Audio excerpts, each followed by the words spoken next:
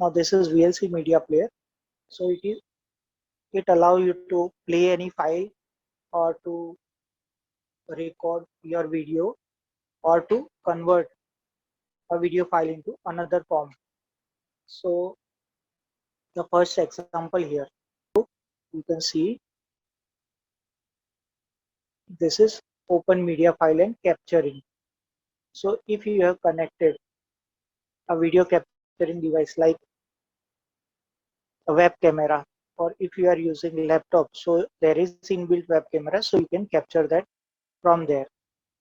From media, advanced open file, and here you have that option, capture device. Okay.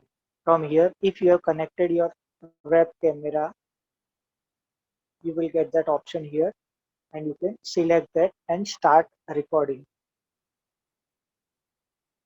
Second one is here conversion of your video file into another form,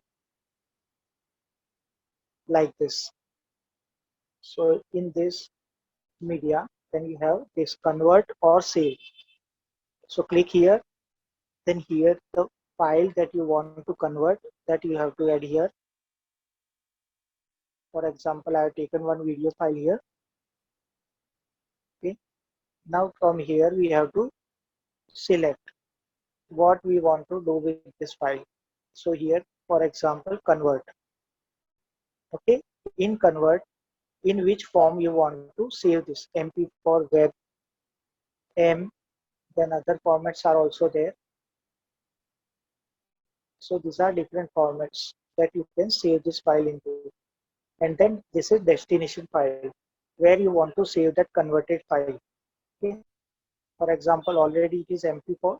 If I select this WebM, and if I select where I want to save it, for example on desktop, and then click save. So it will get saved there. Now here interactive objects. What are interactive objects? So sometimes you might have come across some different shapes wherein when you click there, you get some message or that object turns into another object. So that is interactive object, wherein when we click something happens. And here on internet, if we want to include this type of content, at that time that browser must support that type of content. For example, if we create something in Flash using ActionScript, so at that time a browser must support that ActionScript of Flash. So whenever that browser is not supporting any feature, at that time it will ask you to install a plugin or add plugin to your web browser. So there are different types of multimedia, interactive and non-interactive. When I am simply playing a video file, for example this, okay, so it is non-interactive, okay, wherein a user has to see the output only of that video. He can't do anything in that. That is non-interactive. And when there is something wherein when you click somewhere and something happens, like in HTML links or any other animation, like when you are playing a game online or offline, at that time when you click somewhere something happens, that is interactive multimedia.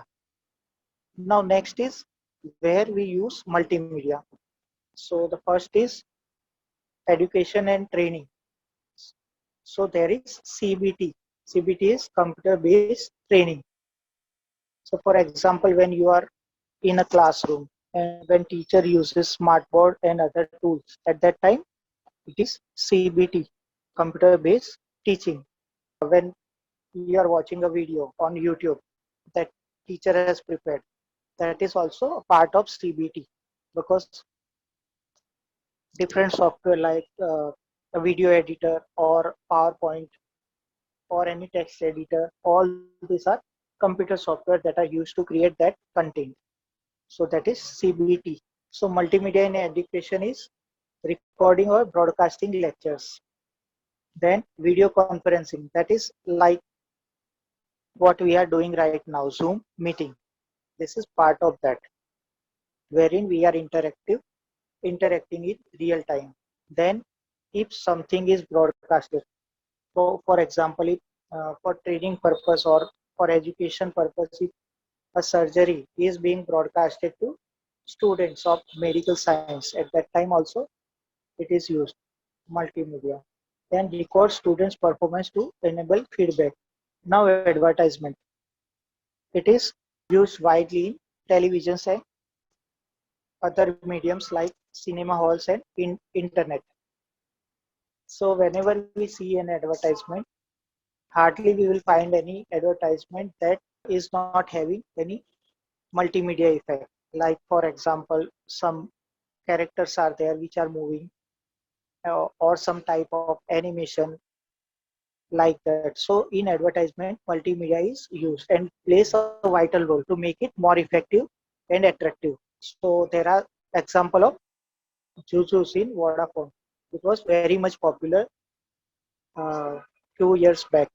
Then in entertainment, for example, there are many movies wherein this multimedia content was used and animation were used, like Ice Age, Jurassic Park, etc.